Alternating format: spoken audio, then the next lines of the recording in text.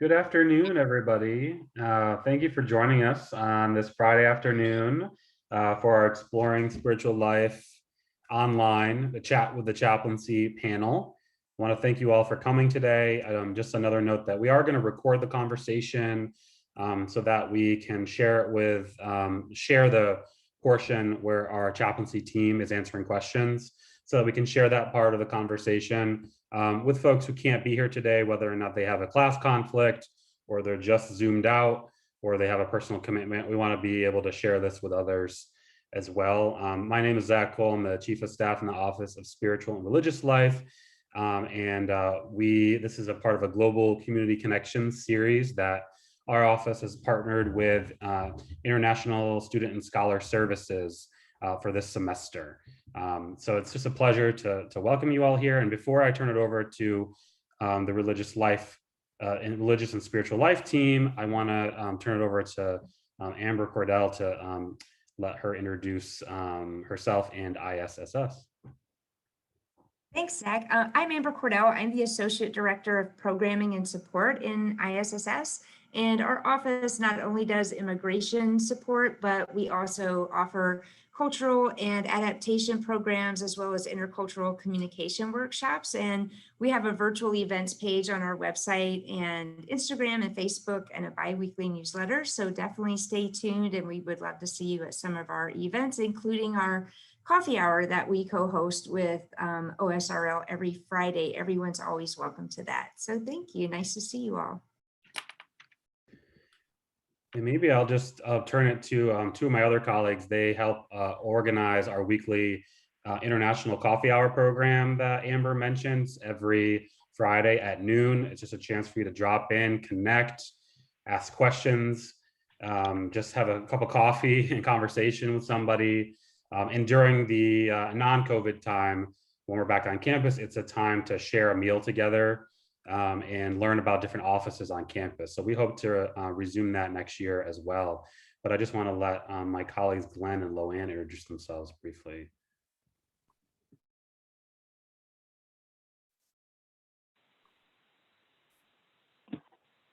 Glenn Goldsmith. I work with InterVarsity Christian Fellowship under the OSRL, and I'm a Christian chaplain on campus through InterVarsity. And yeah, like Zach said, have been co-sponsoring or sort of heading up the OSRL's co-sponsorship of International Coffee Hour for a number of years.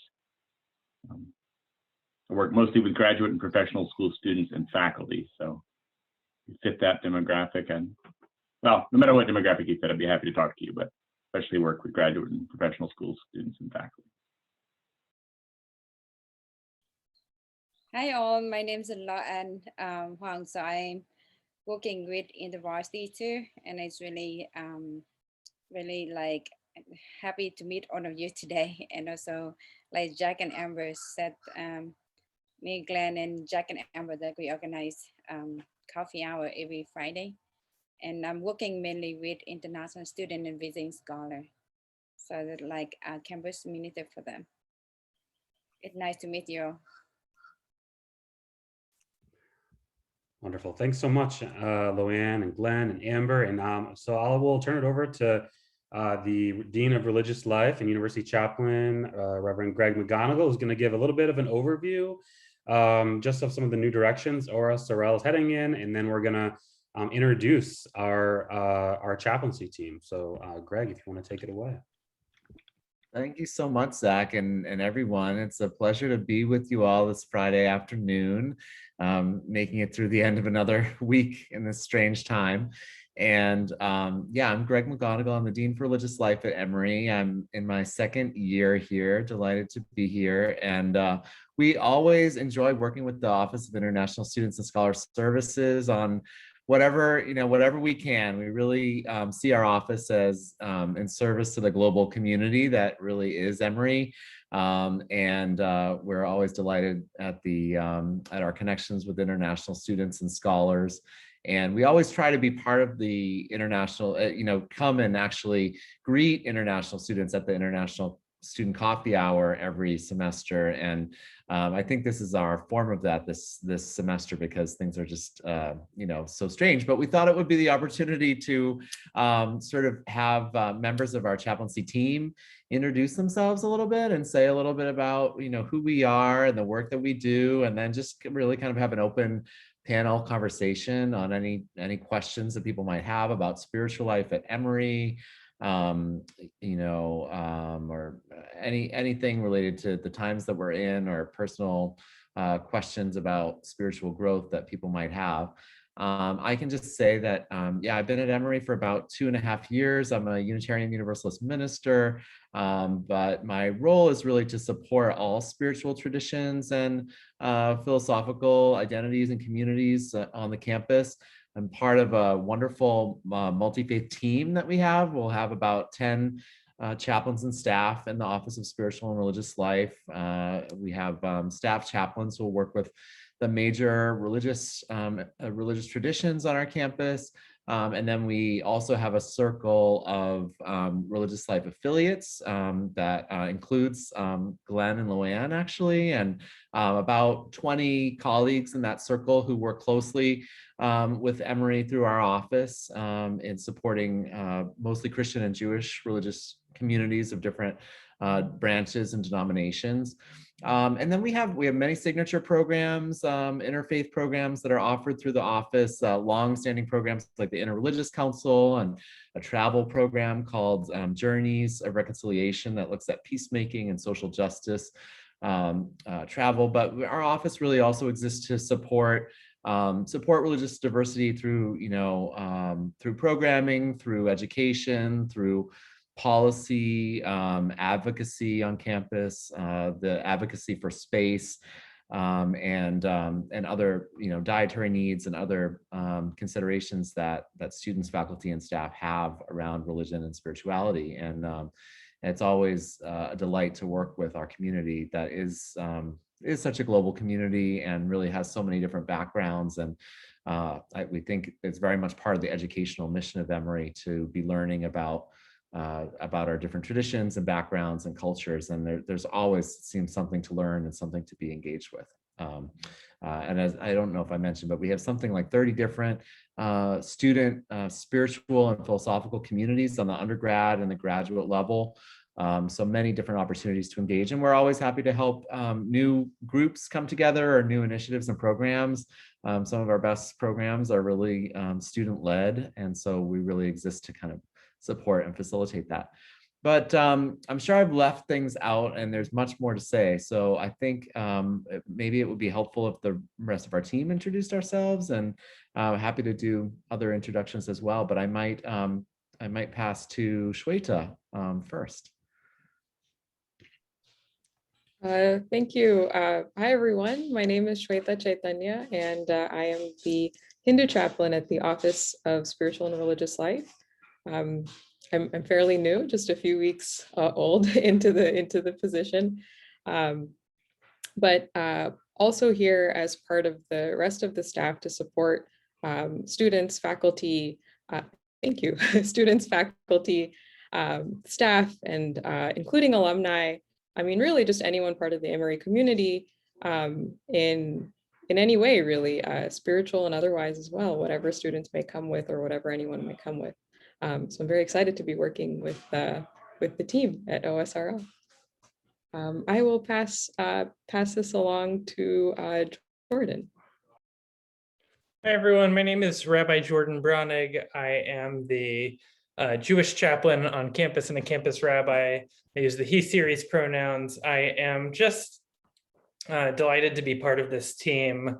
My work on campus is with building and seeding and growing Jewish community on campus, but I get to know students from all faith backgrounds, from all parts of the world.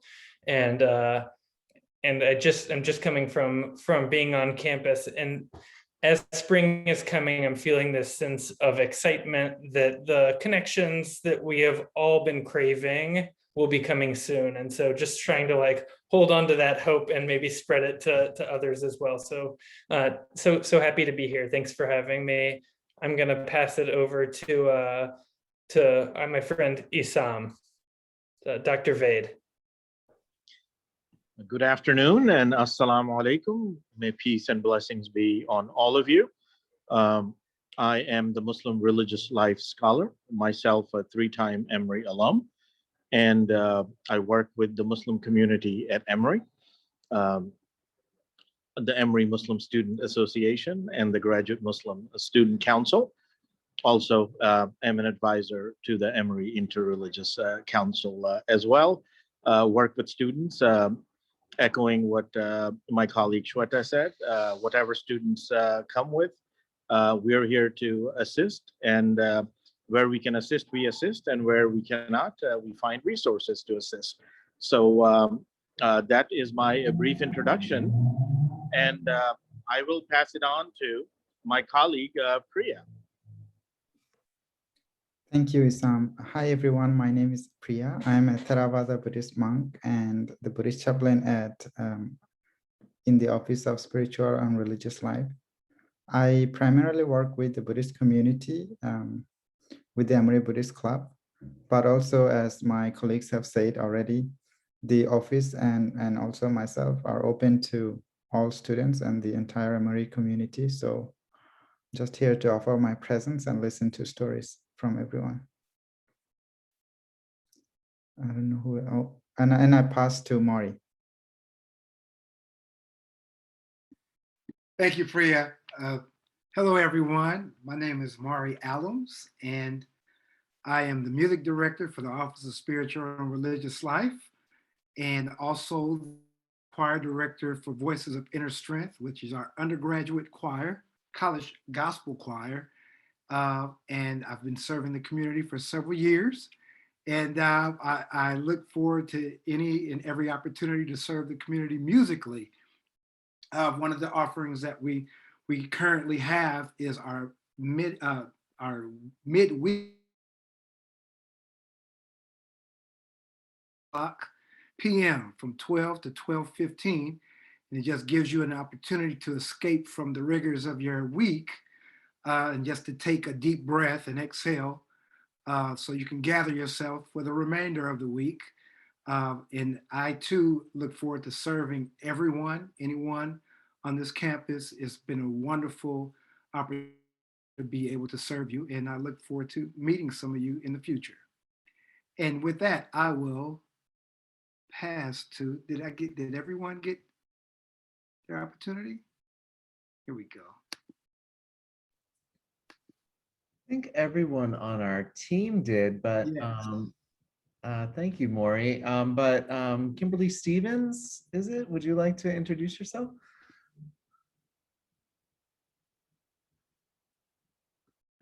Hello, everyone. I'm Kimberly Stevens, first year MDiv, and I am excited about Candler. I have to admit, I haven't always been excited.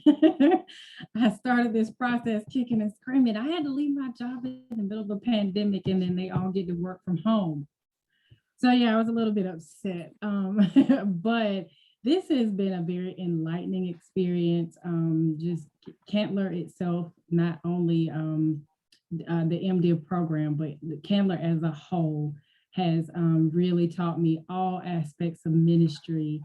And I think I've seen a couple of faces in other areas because I just want to know everything that Candler is about. So thank you for having me here.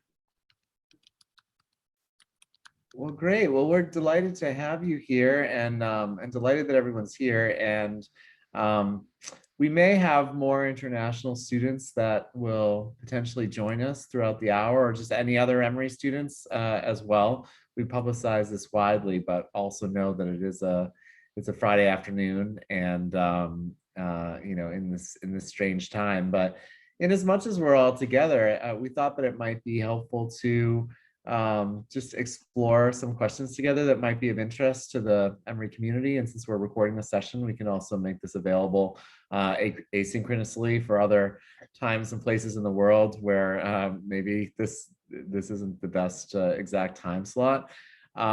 So I might just start with, we actually received some questions from students, and we might take these up kind of as a panel or a conversation here. I think one of the things that's really salient right now is the fact that we have been in this pandemic time, and many of us learning and working remotely or otherwise impacted by the times that we're in. And there's a question here about, what does online or virtual chaplaincy look like?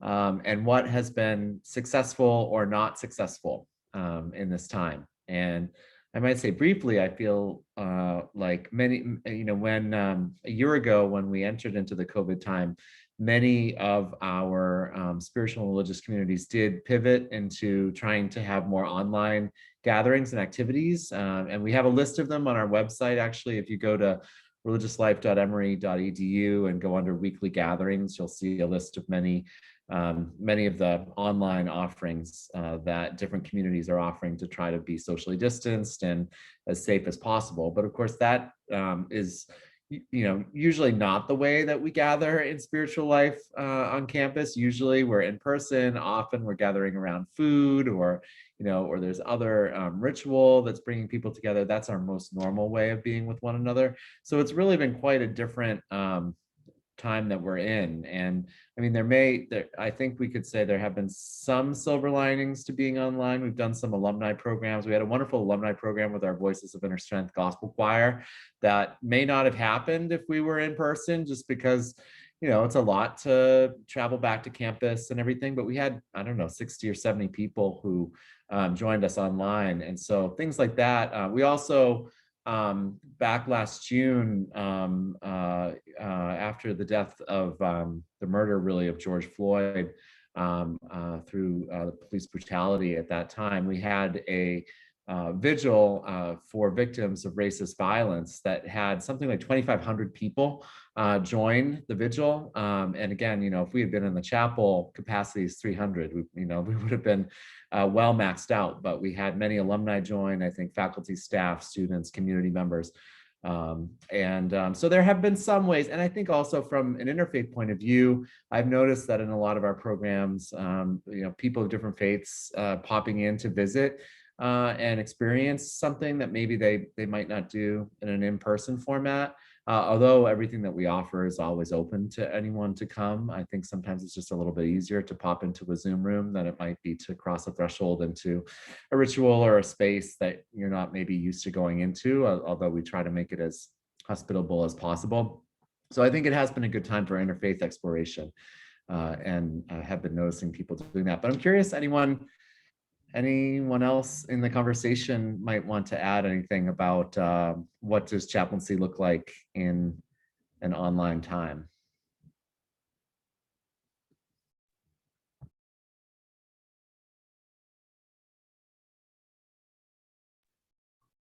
I might just add that some of the opportunities that have come up just because we're online have been more of these one-on-one meetings with people. And I just want to say there's something I think unique about meeting somebody on Zoom, because you kind of get to see their space behind them and where they are and kind of just what their room looks like or those kind of things. And there's a lot of conversation that can come up just around that. You might notice a book, or someone may notice something about you in the background. And so I feel even though we are online and it is not necessarily the most ideal situation to be in, it has been kind of nice to be able to connect with people in that way. The intimacy is there, but just perhaps in another way.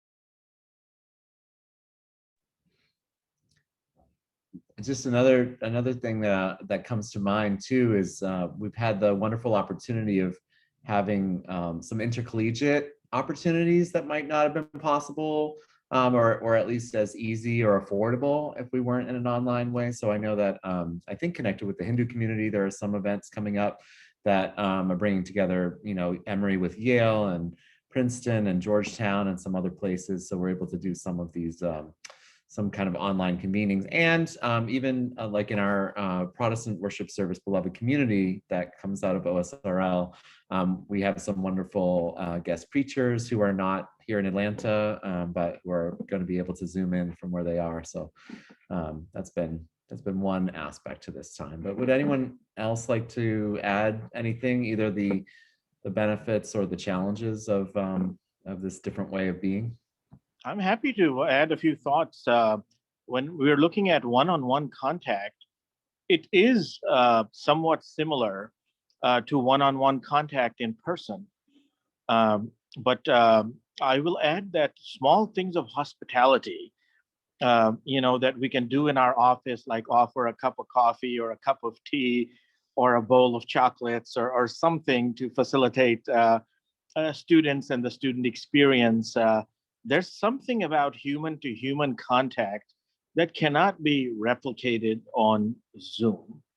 But I fully agree with the perspectives that Shweta has offered, and our Dean of Religious Life has offered as well, that we've had new opportunities.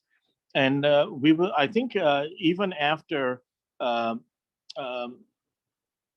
this pandemic subsides, and God willing it will, I think many of these things we will keep with us as opportunities to collaborate more broadly and engage more widely.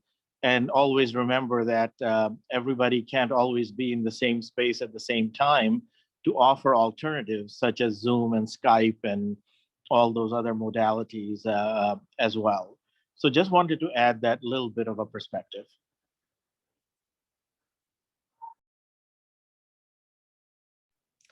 Great, thank you. And we have another question, another student question here, which was to say, this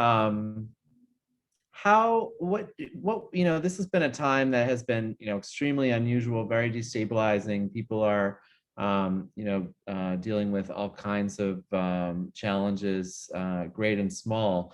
There's a question here: how do you stay grounded, or grounded in God? This is a theological question, or grounded despite trials and tribulations.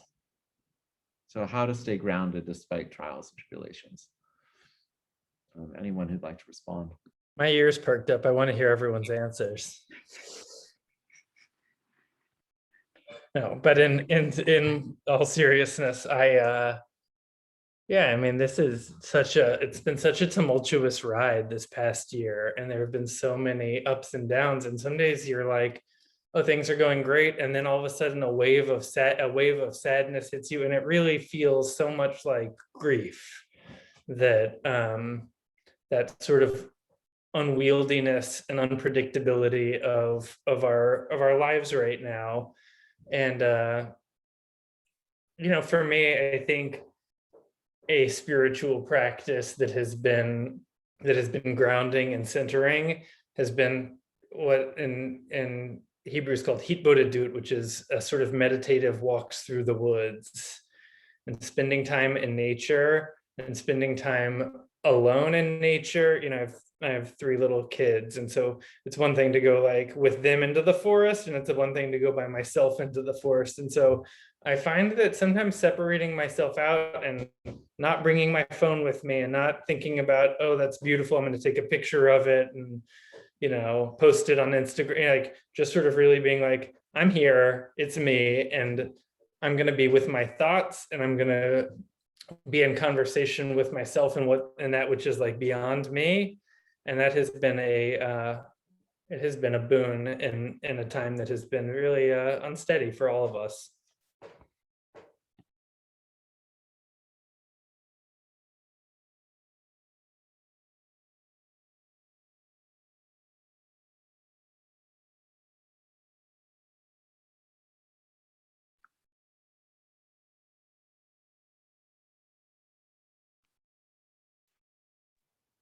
Maury, did you have a thought? I saw I tried to sneak and unmute.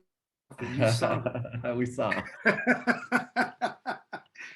Honestly, I like that question because, and it goes back to the original question too. of the virtual environment. And one thing that this virtual environment has allowed for me to do is to meet with folks that I would normally not go visit, just on the spur of the moment. Say, hey, do you have any time? Rather than give them a shout on the phone, I say, hey, why don't we do a quick Zoom meeting?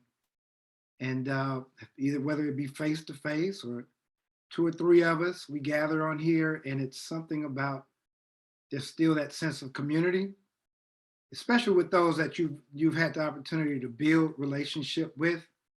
There's still somewhat of a connection there. Good example last night was yesterday was my mother's birthday, and I hadn't seen her in some time, and she's a senior, so she's not comfortable with the technology, but my sister made it happen where we can FaceTime, and it felt like I was in the room with her. It was something about how just the vibe, if you will, it transferred through the airwaves, and it was a wonderful experience. And I think that's one of the things with this virtual environment is being able to connect with people that I would not ordinarily reach out to, as well as my colleagues. And I draw strength from them. Every week we have our Monday staff meeting, and we open with a reflection, and it allows us to connect in our minds as well as in our spirit. And I just can't say enough about it. And then I think that's what has kept me, as well as, being on social media.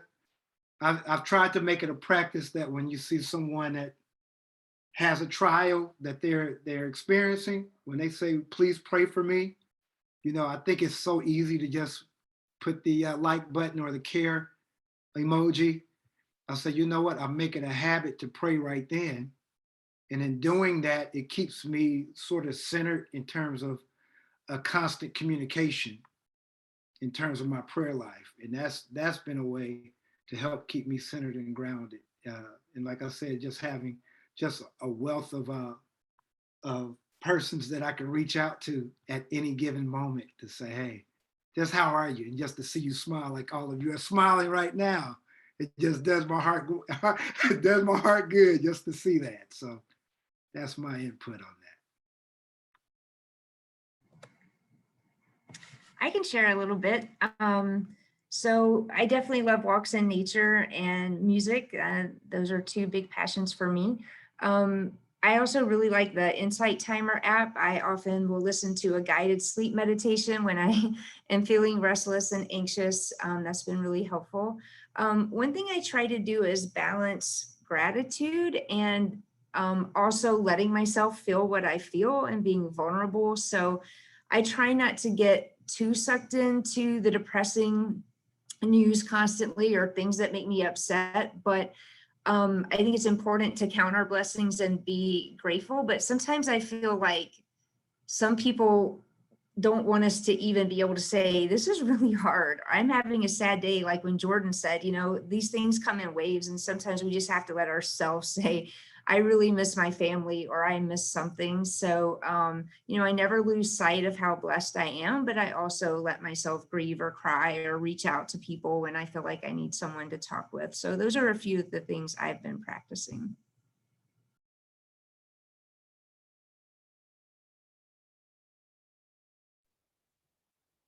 Thank you. Does anyone else have thoughts to add? Practices of how to stay grounded in this time? Loanne, Glenn, anything? Yeah, I mean, I love walking, and I'm pretty comfortable with silence. So I remember seeing it was actually a grad student meme at the beginning of the pandemic where it said, the moment you realize that your entire way of life is known as quarantine, because that's the way grad students live anyway. But anyway, I'm pretty comfortable with silence. So I have not, that part was easy, I think, in the beginning, and then it's gotten harder as it's so much interaction just requiring Zoom has been very difficult. I think one thing is, I suspect that all of our traditions have a long stream of meditating on suffering and what it means in relation to the divine or the transcendent. And kind of in line with what Amber was saying, sometimes at least in our American context, we want to avoid pressing really into those parts of our traditions that deal with suffering. And I think this has been an opportunity to say, wow, there's a lot of our tradition actually that was formed in the crucible of suffering. And maybe there's a reason that this has been passed on, that this is still part of our tradition, that it hasn't been just pushed out, crowded out by all joy and excitement. And I think it's been a chance to press further into that and say, how do you progress day to day when things don't just clear up the next day, or you can't just fix it pretty quickly, or the circumstances are far beyond anything that your community of identity and belonging could possibly change. So.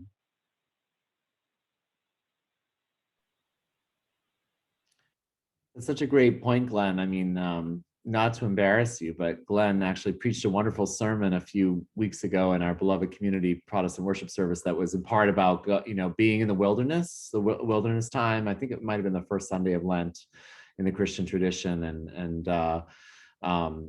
really thinking about what it means to be in a kind of a desert time or a wilderness time, and how God meets us in those times, and what that can mean. And there's a question here that I think is really relevant about that jumps off what you were saying, Glenn, about are there spiritual practices or wisdom from our traditions that have that help to make sense of times like this? Just curious what anyone might add on that theme. I'll add, because it sort of ties the two questions together. Dealing with challenging times, difficult times, we have the guidance in our tradition, which stems from the Holy Quran, that indeed in the remembrance of Allah do hearts find tranquility. That ties into the point of having these strategies and practicing these strategies in normal times, and they almost come naturally in difficult times. One example of remembrance are the mandatory prayers. And in my particular Islamic tradition, there are 5 prayers. And so when I am getting ready to pray, at that point, I'm leaving everything else behind. And I'm focusing on my Creator. And can't see the Creator, but imagine the Creator, that I'm standing in front of the Creator, and go through my prayers with humility and reverence. And in difficult times, continuing that practice is helpful. In other times, it is, reading the beautiful names of Allah. And there are 99 names in the Islamic tradition, or other recommended remembrances in the tradition. So these are all, in a way, coping strategies. And the more we practice them, the more we can employ them.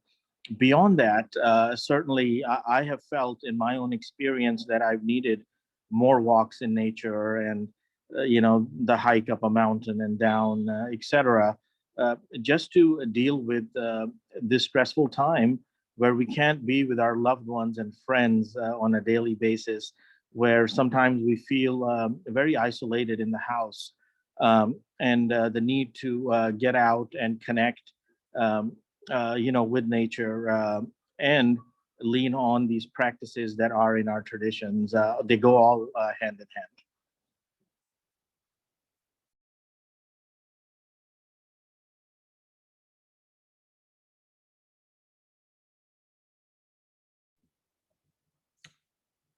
Would anyone else like to add, Venerable Priya? Yeah.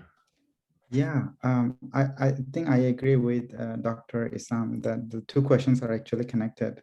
I just remembered in the process of hearing all of you, last year, I think just when everything moved online, I received this small gift, and that came with a note from a friend who is also a Buddhist, that said, the note said, "This too shall pass."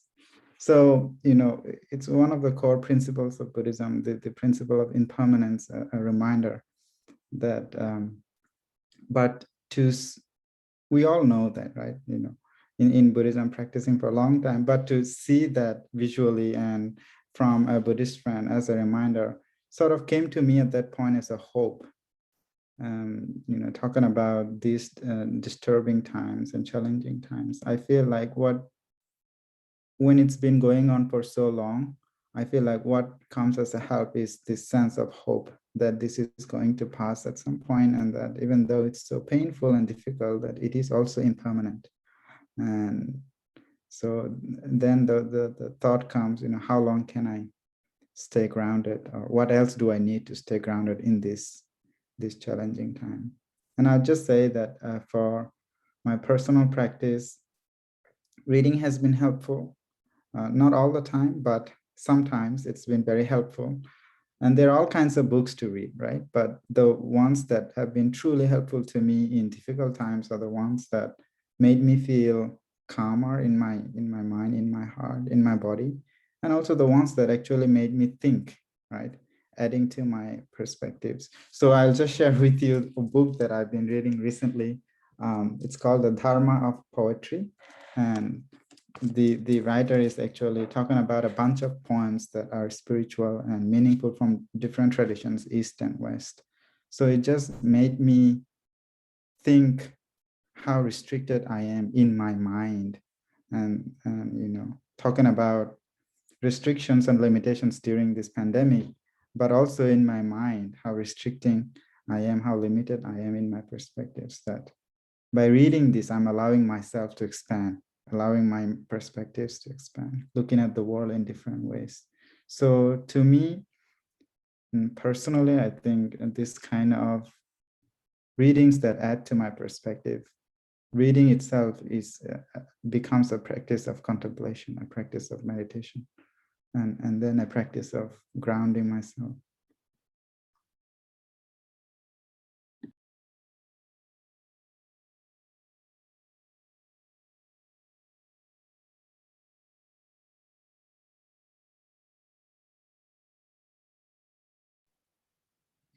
Any other thoughts on this topic? If not, there's another question here that sort of relates perhaps, and it is that the spring semester is a time when there are quite a few religious and spiritual holidays, and these might be holidays of hope. Would you mind sharing some of the holidays from your traditions, what's involved, and how members of the Emory community might be celebrating?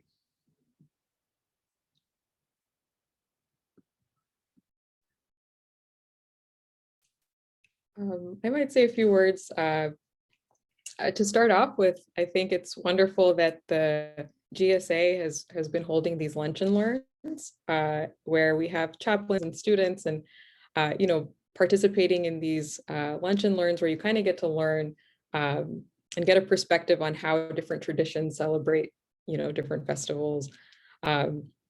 I think I can share from the Hindu side of things. There are actually quite a few spring festivals coming up just within a few weeks now. And many of them are in celebration of the coming of spring. And so they can all kind of be grouped into these like spring festivals. So many people in South India, for example, they celebrate something called Ugadi. In where I'm from, in Maharashtra, where my family comes from, we celebrate Gudi Padwa. Up in the north, Holi, of course, is celebrated, as well as Baisakhi. And these are all sort of spring festivals. They celebrate the harvest, they celebrate the coming of spring, and really kind of celebrating renewal. And I love the spring festivals because it reminds me that renewal is possible, and it's there, especially after the winter when things sort of wind down and things slow down. But there's this chance to sort of intentionally think of renewal. And so I've always enjoyed these festivals. There's many more that I haven't named, but but they're also there within the Hindu traditions. It's nice. Thanks, Shweta, for naming those spring festivals. I just want to share that the New Year for South Asian communities and a lot of Buddhist communities coming from South and Southeast Asia is actually in the spring. For example, Bengali New Year, I'm from Bangladesh, and I know Thai New Year also in April, between 13th to 14th, 15th, take a few days to celebrate. And there are a lot of interesting ways that we celebrate the New Year. And the interesting thing is for Buddhist communities from South and Southeast Asia, there's another important celebration during that time, the full moon of that month, full moon of Vaisakhi that Shweta is talking about. We call that Vesak or Visakha. It's basically in English, we call it the Buddha Day celebration. That full moon marks the birth, the enlightenment, and also passing into nirvana of the Buddha. So all these three events put together is celebrated in the Theravada tradition mostly. But also, as far as I know, the Emory Buddhist community and the local Buddhist centers come together to celebrate with recitations, chanting, meditation. And also I heard that in person, it was a lot more celebratory with food and other community, but hopefully we will find a nice way to celebrate it online, one way or another.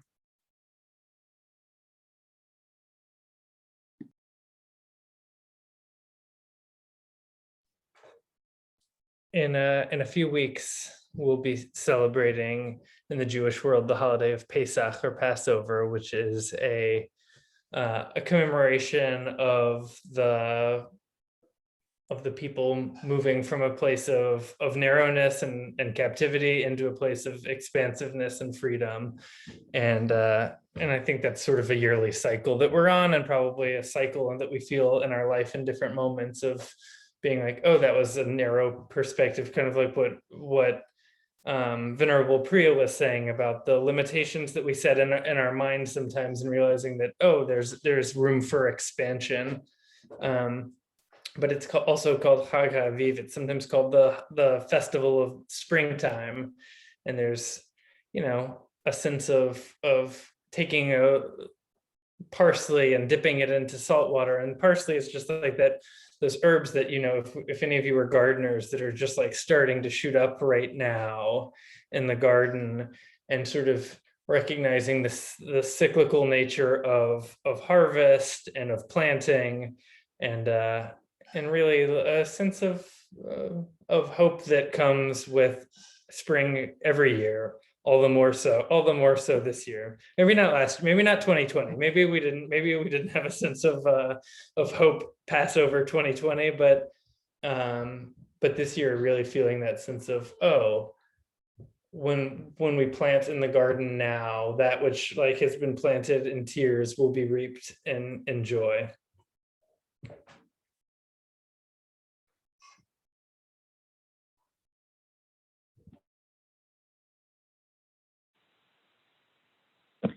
I can comment on the Christian tradition, I guess. The pandemic has been strange in that it began in the middle of Lent last year, and now it looks like there's sort of this lift, really the beginnings of a true lifting of it in the midst of Lent and coming into Easter a year later. So, a lot of the meditations on Lent within the Christian tradition have said it just feels like it went on for a year. It's like we just did this sort of endless Lent. But Lent is 40 days before Easter, focusing on sort of the practices of fasting and practices of recognizing the limitations and weaknesses and frailties of humanity, as well as our sinfulness and our brokenness, and both looking at Jesus's path into the crucifixion and resurrection, and then what it means for us to follow him in that path as well. But Easter is, it's sort of the Christian holiday par excellence, I guess, and it comes in the spring and is a celebration of God's full embrace of all that is broken and in need in our world, and his taking that into himself in the person of Jesus on the cross, and then bringing new life and new creation out of that which is old and that which is decaying and dying. And I'm certainly, I mean, in terms of the pandemic, I know my church is having an outdoor parking lot celebration, socially distanced with masks on, but it's the first time, at that point in over a year that we will have had a gathering that doesn't have a limitation on the number of people, and that will really, I think, feel like a kind of unbounded celebration. I don't know exactly what it's going to look like, but that's very much looking forward to that. I think, last Easter was, it was the first time in my life that I haven't been in a large, loud worshiping community on Easter morning. So that'll be a moment of hope, a sign of hope and joy, hopefully. Isam, would you add anything? Yes, so we'll talk about this spring because the Islamic lunar calendar rotates around the solar calendar, and all the holidays cycle throughout the year every 30 years. So this spring, we will be observing the blessed month of Ramadan, the most joyful of Islamic months. It represents a lot of things, including the revelation of the Holy Quran in that month. That month is marked by community, the communal breaking of fasts, which have been beautiful on this campus for the last several decades. The optional night prayer at mosques, where there are hundreds and thousands of people gathered to pray. And the foods in Ramadan are so special. They're almost not made at any other time of the year. So it's post-prayer on Friday. I'm getting a little bit hungry here. But certainly being in this pandemic is going to change how we observe and celebrate. And all these gatherings will be much, much, much smaller social distancing gatherings where we can maintain safety of everyone. And we'll have to do it in smaller ways. We had the first taste of it last year. We were hoping that would be our only taste, but it looks like we're going to have to live through it one more time.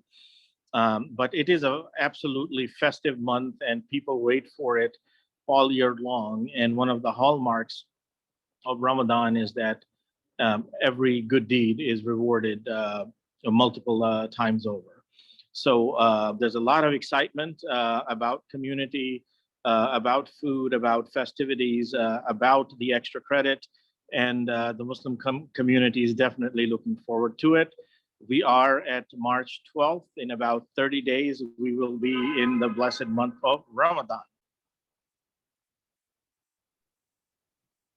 Fantastic. Thank you so much.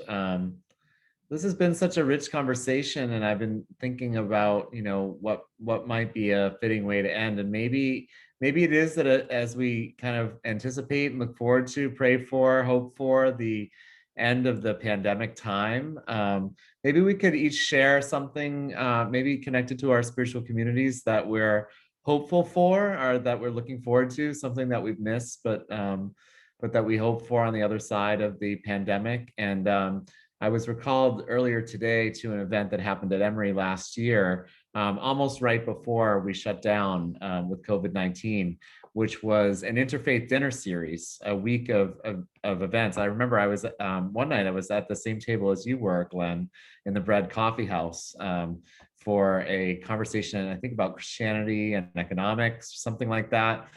Seems like a lifetime ago right now, but it was this wonderful week. The Hindu community did an event, Akbar's Court, and as I said, there was this dinner at Bread Coffee House, MSA and Hillel and other groups all sponsored beautiful events that brought large groups of people together in person in the same room to share food and conversation, and just what we all, I think, really love about our spiritual communities and our interfaith work.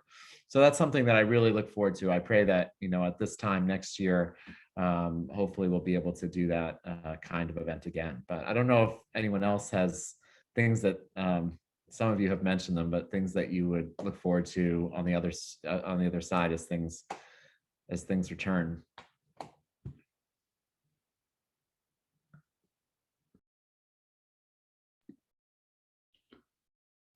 Thank you, Reverend Greg, for sharing that. I'm also actually looking forward to meeting people in person, having our regular communities and seeing faces, but also at the same time, having those spontaneous, non-planned meetings with students and colleagues and having those conversations that were not planned before, just there, just meeting, just saying hi, and maybe having a theological conversation right there. Or just having a cup of tea or a box of chocolate in some people's offices.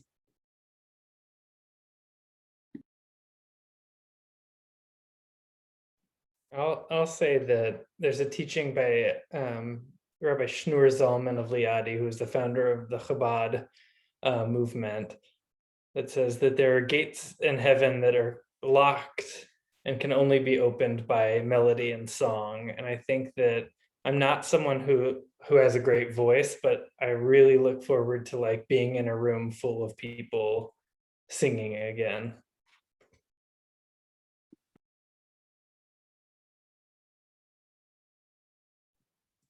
On that note, maybe Maury, do you have something? I knew Jordan was calling on me. I was gonna say, go ahead and sing, Jordan. We had a wonderful opportunity to hear Greg Mcgonagall sing on Tuesday night. He blessed our beloved community students as we prepared for Sunday's worship, and he sang, "This Little Light of Mine, I'm gonna let it shine." It was wonderful. But I too, I look forward to, like what Priya said earlier about our minds being challenged. I think my approach to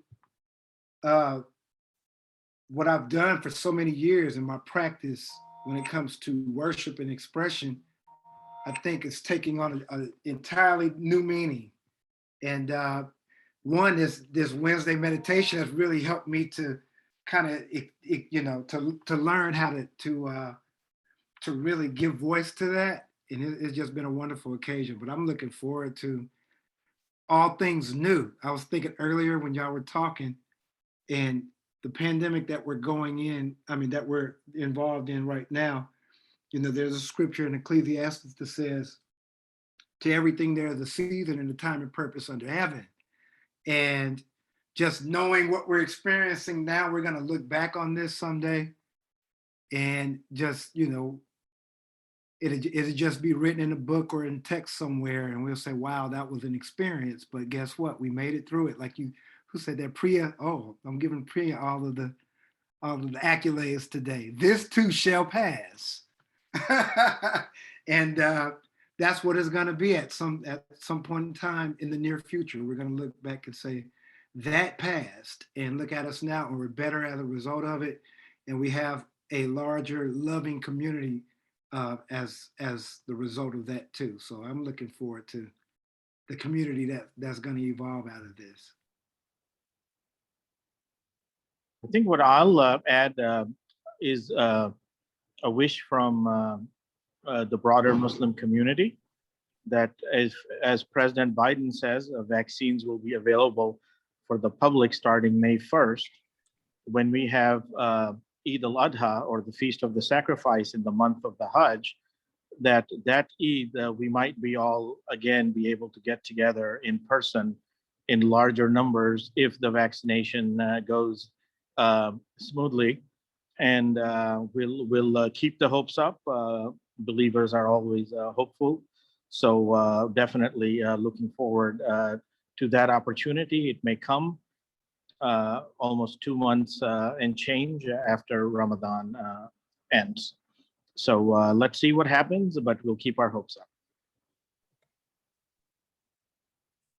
And I'll just say that, as we have all of us from all over the world, that my hope and my prayer is that when we get on the other side of this, that we'll remember how important it was that we were interbeing and interconnected, and that, this affected the whole world. And hopefully we remember that we have to all be in this together, and have each other's backs, whether through our commonalities or in our differences, and look out for each other.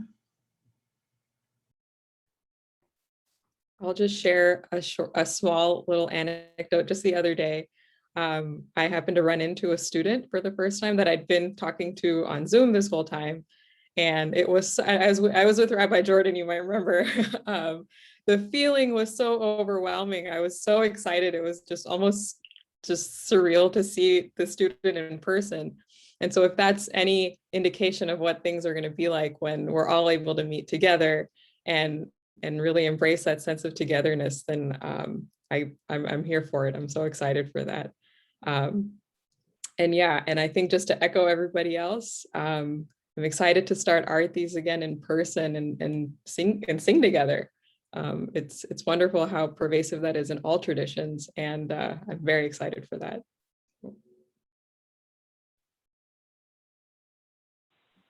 I can say Go ahead, Lynn. that look is really I'm so longing for the COVID over. So before COVID times coming, perhaps it's kind of like technology and everything is so excited to use like a different device, but COVID also taught us a lot of like technology. It cannot replace like in-person interaction. So longing to meet students in person, longing to see here there, like can have a like echo from what y'all said about like have a coffee with them or listen to them, and also like a lot of things that in person, because my students that is so lonely in here, so isolated here, but it's the same thing that cannot wait. Like when we go out, we feel safe again.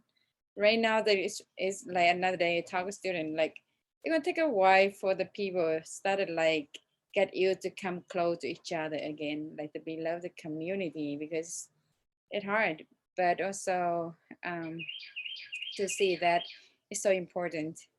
They cannot wait to see all of you in person too, because kind of like they're missing in person.